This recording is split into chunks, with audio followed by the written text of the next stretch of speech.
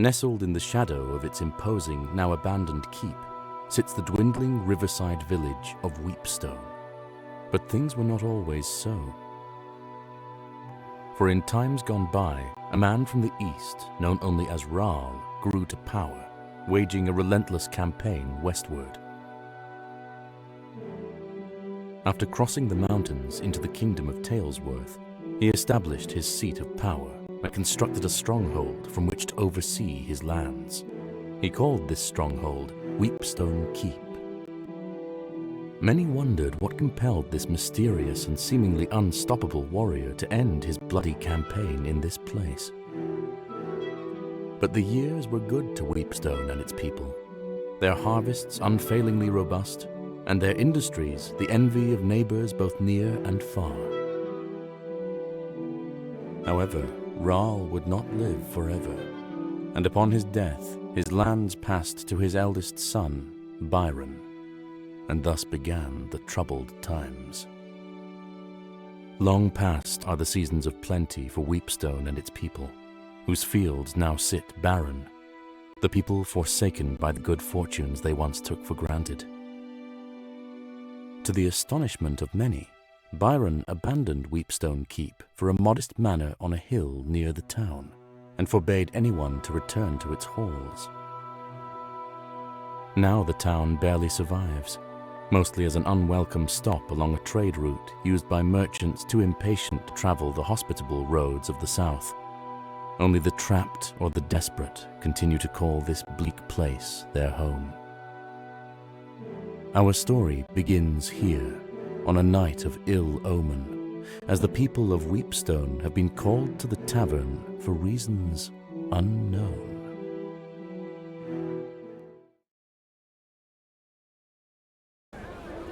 Good people of Weepstone, I've summoned you here to discuss a matter of grave importance. My brother and your lord, Byron, has fallen ill. He is rarely conscious. His nights are fraught with fevered dreams and terrible nightmares. The healers know not what ails him. In his half-waking state, he mumbles incoherently of Weepstone Keep, the castle that our father built, our childhood home. I can only hope that it is there where answers may lie. Are there any among you willing to delve into that forsaken place to find the source of Byron's torment? I will not lie. There is undoubtedly great danger waiting for any who venture there, in the form of both man and beast. While the keep and its contents have been forbidden since our exile, I hereby decree that any brave enough to take on this task may enter, explore, and importantly, keep what they may find within its walls. Who among you will take up this duty? I need 6 volunteers. Please, I would rather not have my hand forced to choose.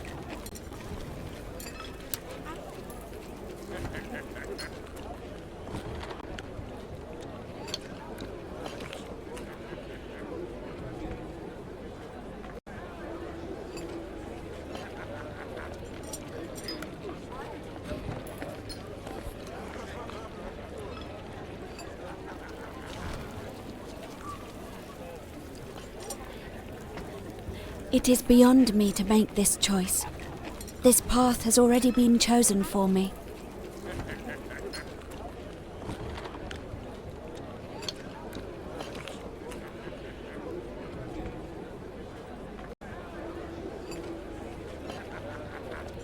Okay. What's a keep?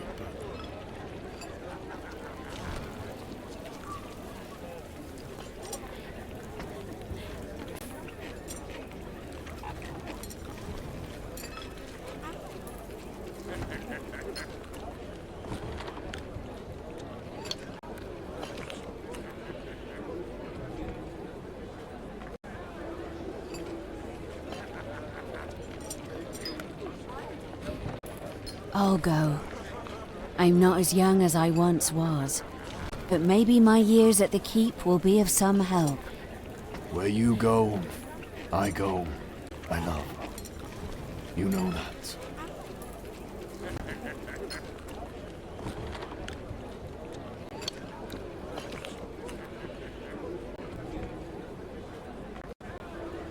I said I would stick to plows and horseshoes. But I still know how to swing a hammer. I'll go.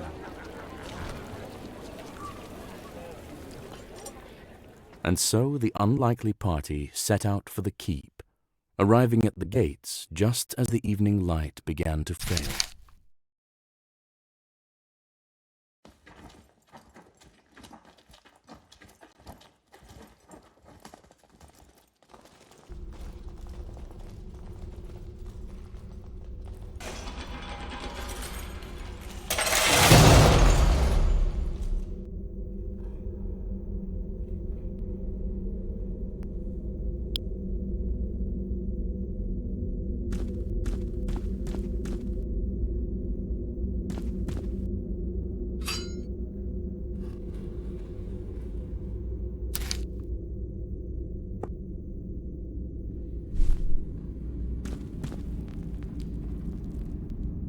One can only assume the formidable visage on this statue is Rahl himself.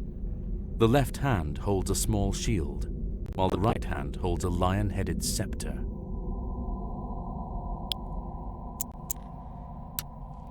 The arm seems to be designed to act as a lever and is already in the down position.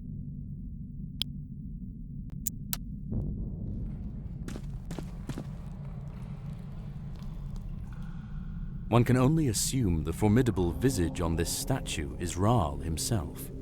There seems to be something missing from this statue's hand, as though it's meant to grip an object.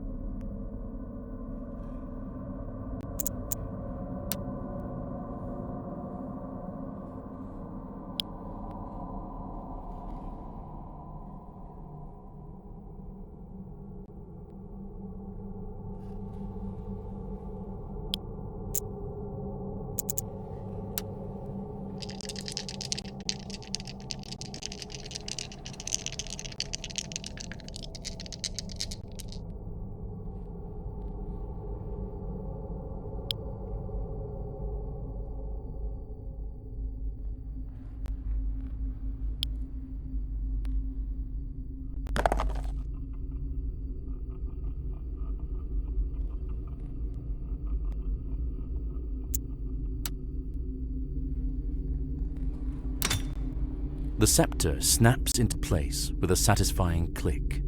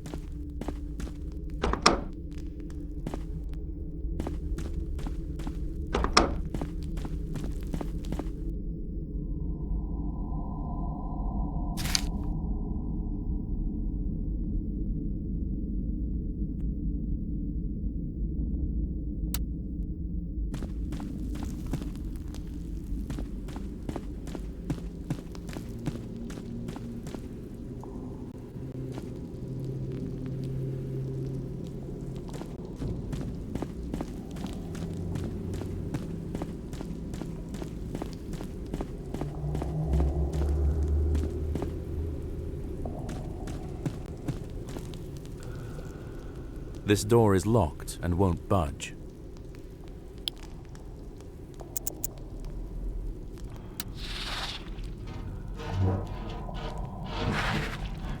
You hear a soft chittering, followed by the clatter of metal on stone.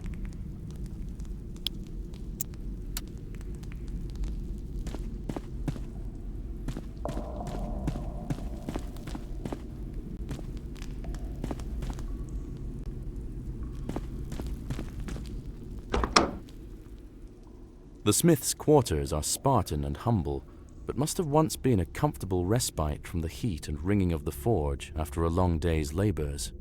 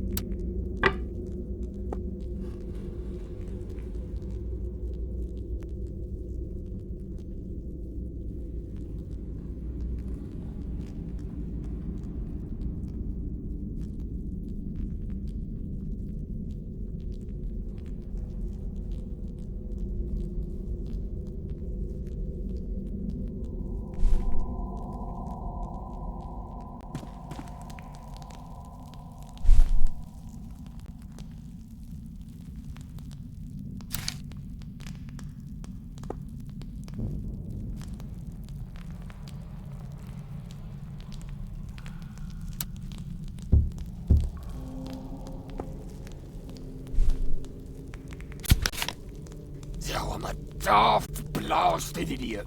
I just can't seem to keep my head on straight anymore these days. 1. Reforge the armory key for the 3rd time this year. 2. Finish up Larona's set of fancy daggers. 3. Ask the apothecary about these blasted nightmares.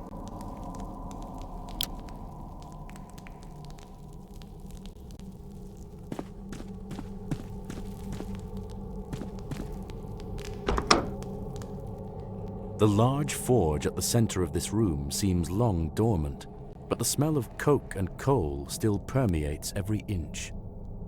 Crates, barrels, and scattered ashes are scant reminders that this was once the beating heart of the keep.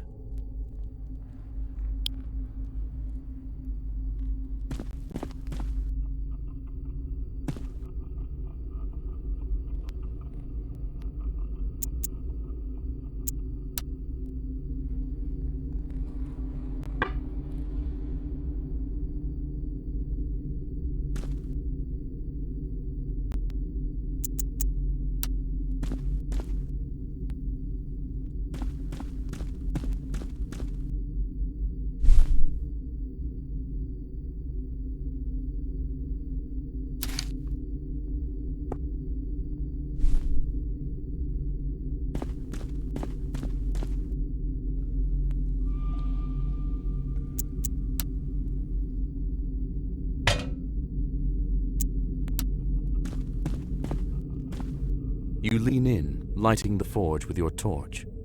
It is indeed lit, but only just.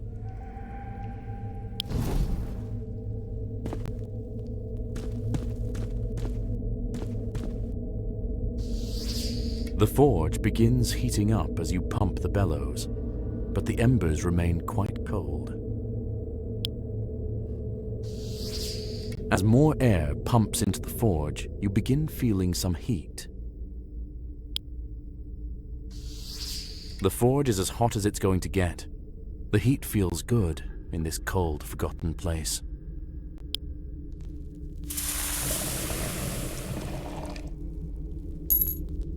As the ingot begins to melt, the steel slowly oozes into the mold. After a few minutes, the newly forged key is just barely cool enough to handle.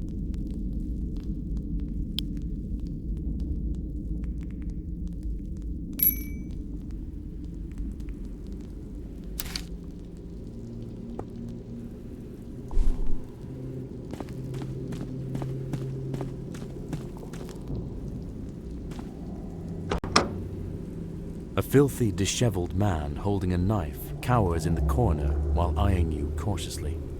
Makeshift bedding and various personal effects lie in disarray.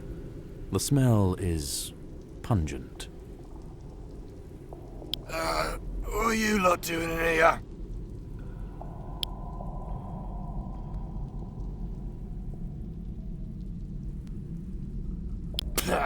Curse that place and everyone in it.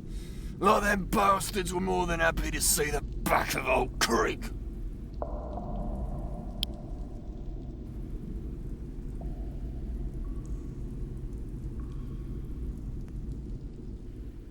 I'm not welcome in town as such, on account of my, dark past.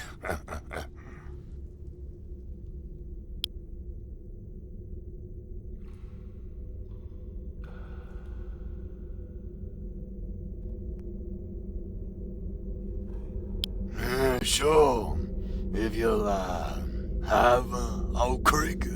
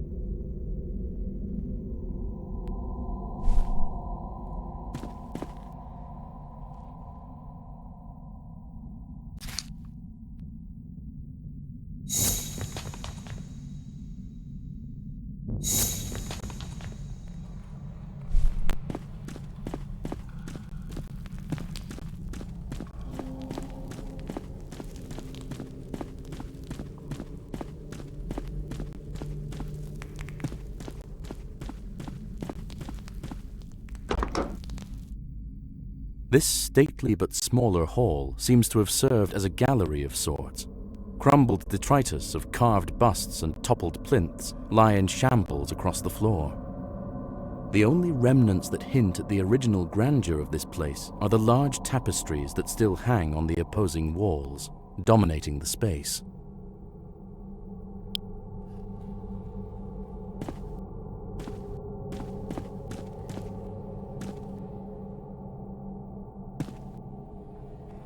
Before you spans a great mural dominating the entire stretch of wall. A man, most likely Rahl himself, sits astride his great warhorse. He brandishes an outstretched sword at the body of a fallen foe, flanked by his imposing host.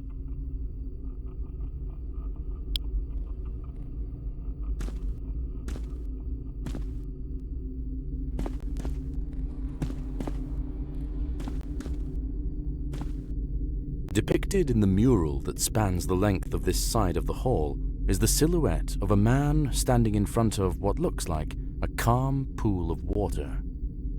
Though at first it appears to be merely a pool in a cavern, the exacting geometric carvings that decorate the hewn stone walls are of unsettling design.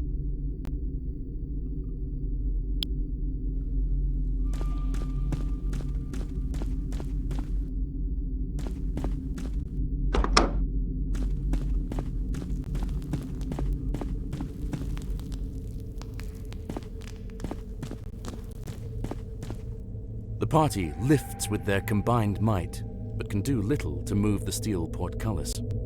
There must be another way.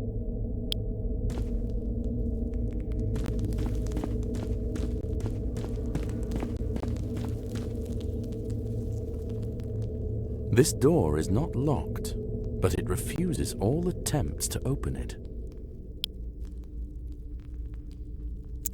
No discernible sounds come from beyond the door.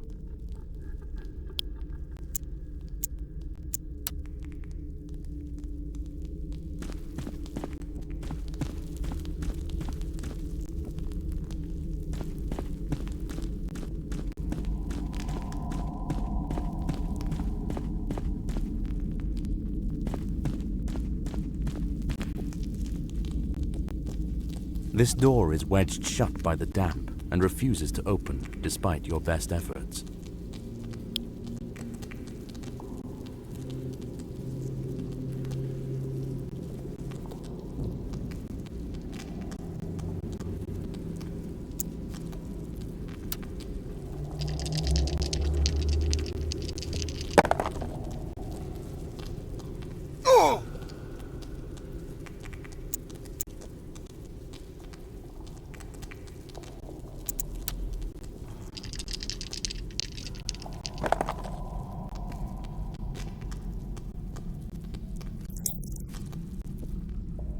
Though humble, these quarters were clearly reserved for a captain or leader of the keep's guard.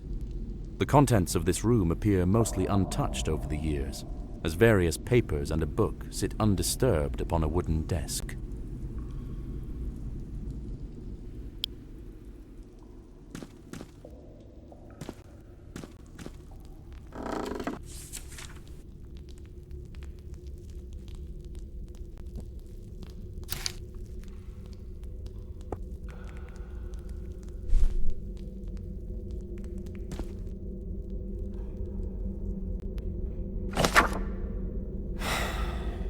My thoughts of late are greatly troubled, and my faith in our Lord falters. That priestess, Lorona, and her jealously guarded activities beneath the keep bring me great concern. If the captain of his lord's guard is not permitted to venture below to the Undercroft, one can only imagine why.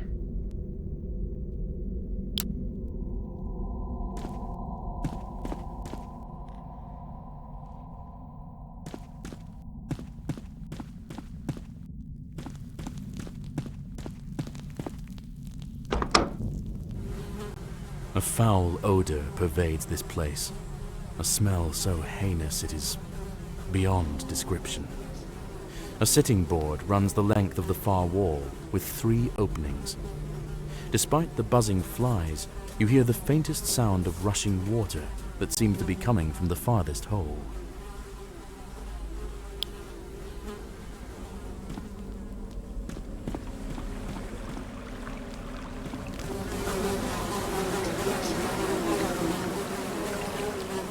Peering into the opening shows a drop that leads out of sight and into absolute darkness, farther than any sane person would attempt to climb, unless, of course, they wished for certain death. You hear the sound of rushing water coming from below.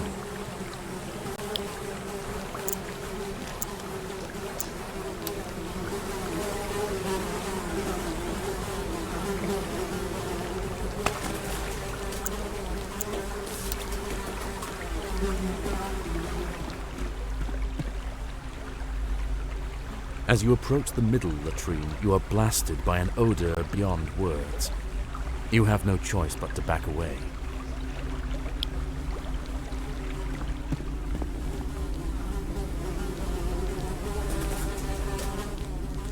Your guts roil.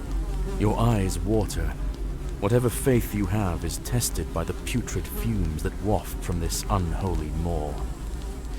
Shockingly, the latrine is not only quite full, but its contents are surprisingly fresh. A glint of gold sits just out of reach, atop the muck.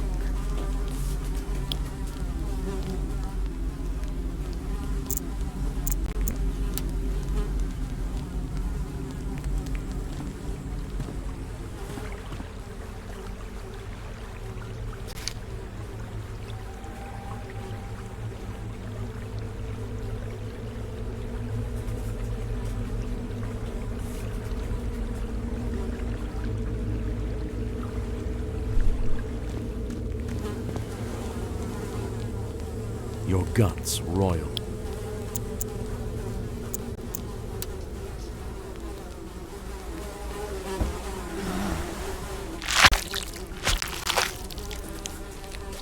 You sift blindly through horrors within, and to your surprise, you retrieve what feels like a ring. You emerge from the hole, smelling foul and feeling quite ill. Let us see if you are poisoned.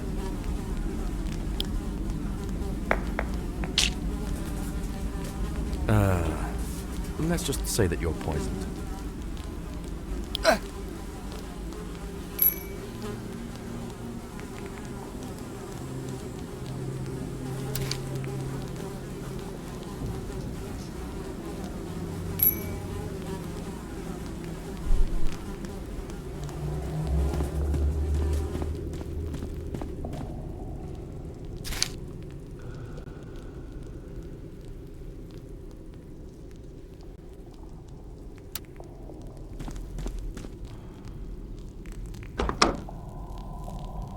Tartan beds and matching foot chests hint at this room's use as a barrack of some kind.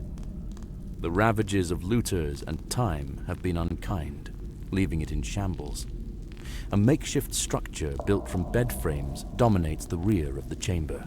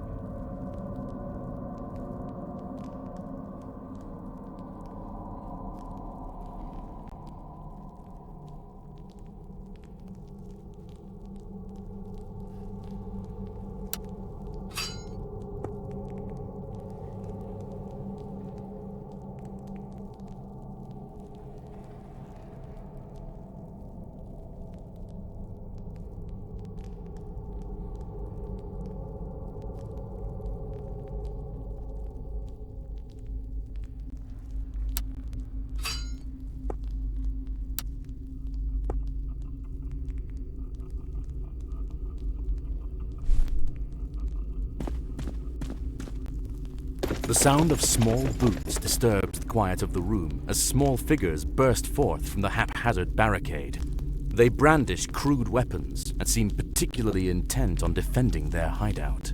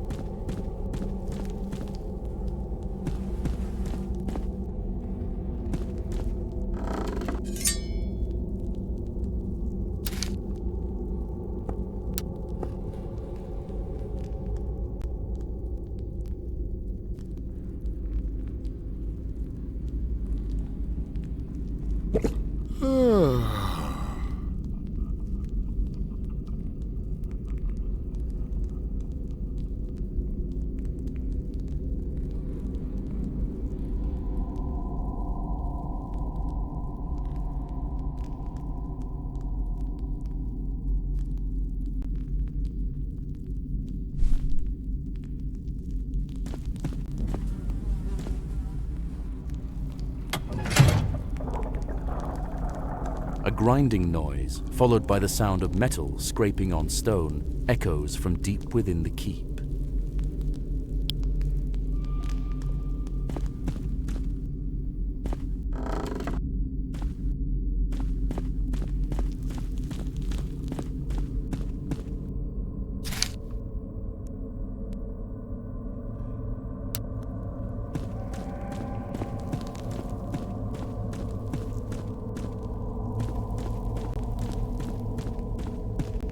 The party lifts with their combined might, but can do little to move the steel portcullis. There must be another way.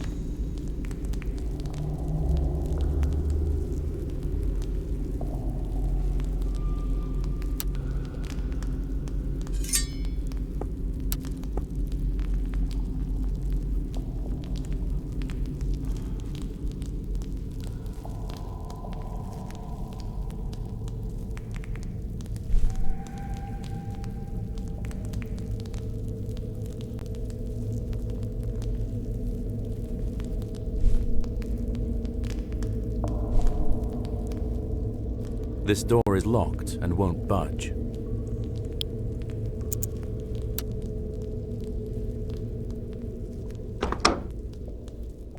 Your entrance startles the large, scuttling creature that seems to have been nibbling on what remains of an axe blade.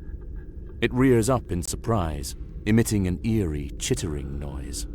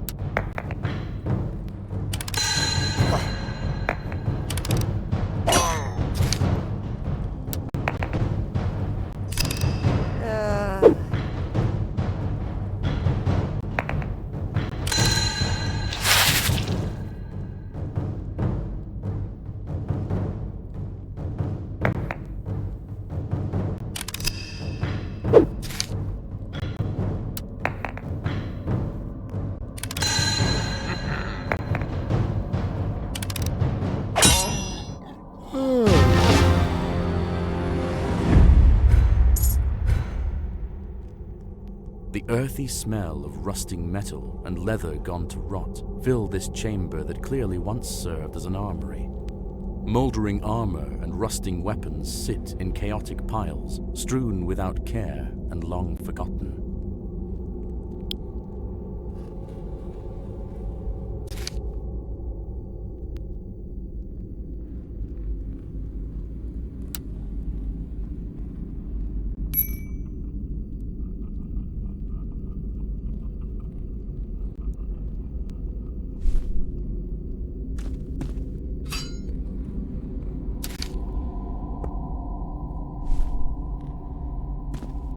These weapons have been corroded beyond use by the Iron Belly's fetid bile.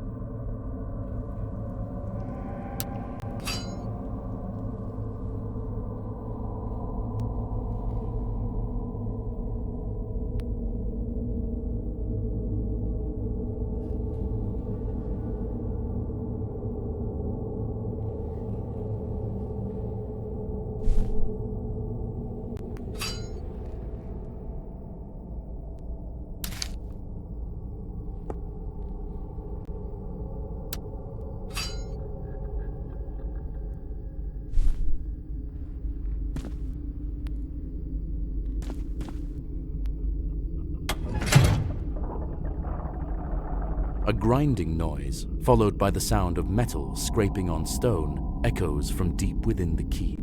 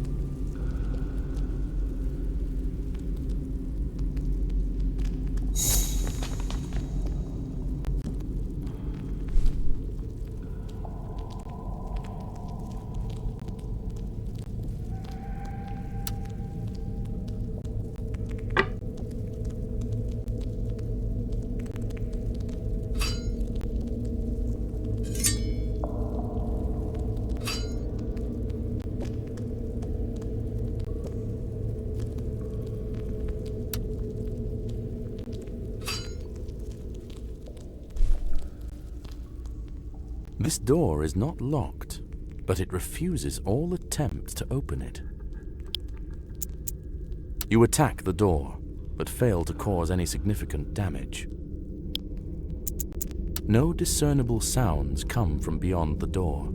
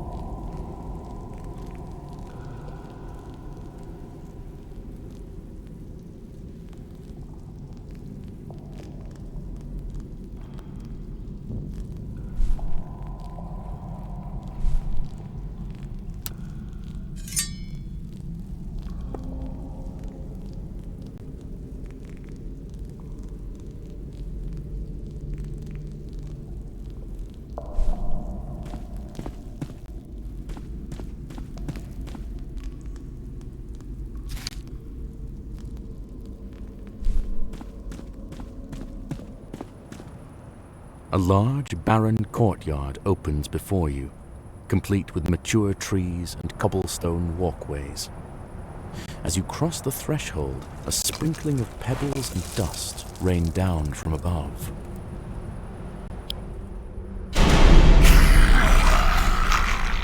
From atop the towering walls surrounding the courtyard, a group of screeching kobolds vault the parapets and descend upon you.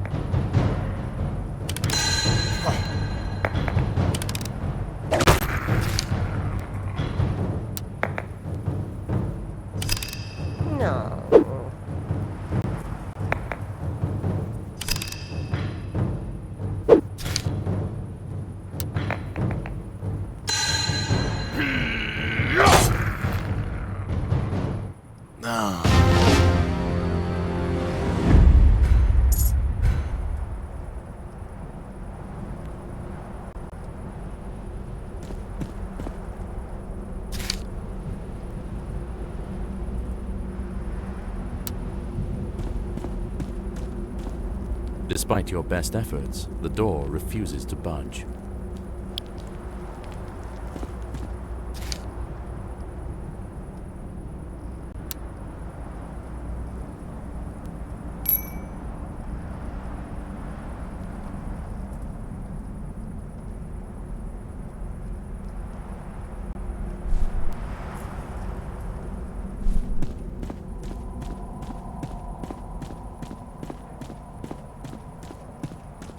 Despite your best efforts, the door refuses to budge.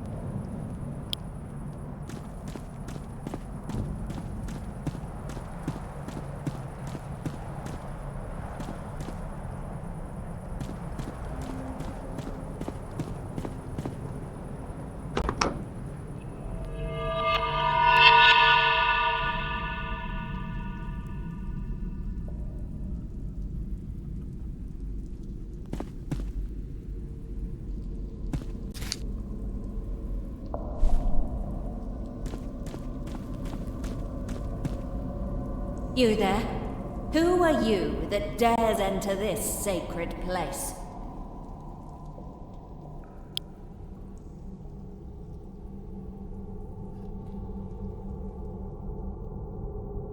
Truly, I'm surprised the ignorant fool still lives. I would see you clearer. Come closer. Now!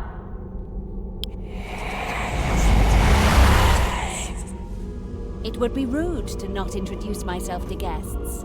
I am Laronia, the ever-faithful. You say you've come on behalf of Byron. How does he fare? Still a craven, I presume?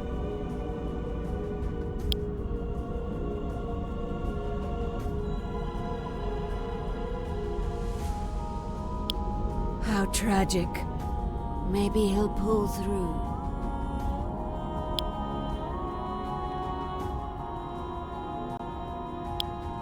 I know of ways to end his suffering.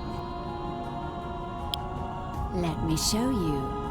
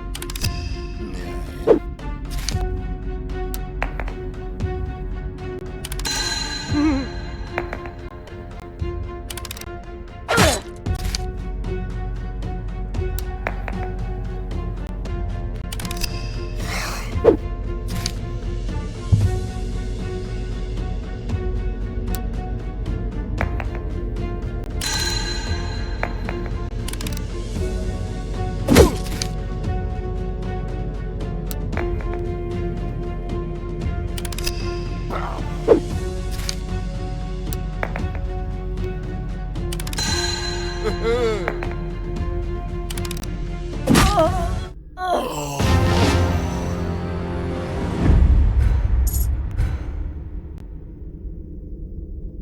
must have misinterpreted the omens. Today, he calls for me. It matters not. I am only a servant in his grand designs. It has already begun. And with that, the spark of life fades from the mad priestess, leaving behind naught but a dead-eyed rictus.